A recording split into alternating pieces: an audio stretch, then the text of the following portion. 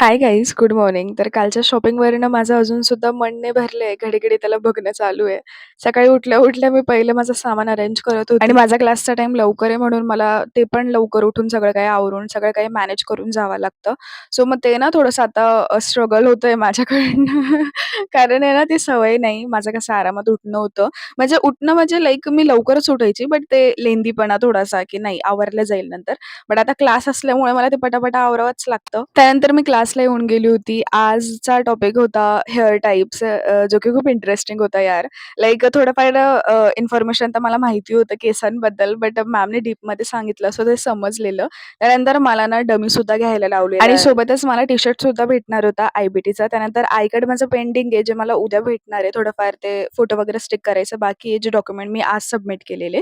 आणि मग मला प्रॅक्टिकल बुक पण घ्यायला लावलं, सो मी तेही घ्यायला गेले. त्यानंतर खूप दिवस झाले होते मी माझ्या ग्लासेसची सर्व्हिसिंग नव्हती केलेली.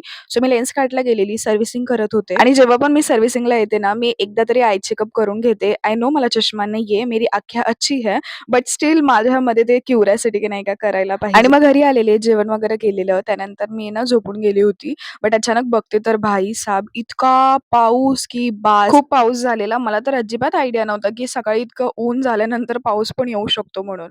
पण स्टिल मी माझी झोप पूर्णच केली. त्यानंतर संध्याकाळचं थोडंफार कामं वगैरे आवरून जेवण वगैरे केलं आणि माझ्या मम्मीला माझं व्लॉगिंग करणं आवडत तर नाही, पण बघायला आवडतं बरं का गाईज. भेटूयात उद्याच्या व्लॉगला. Bye, bye.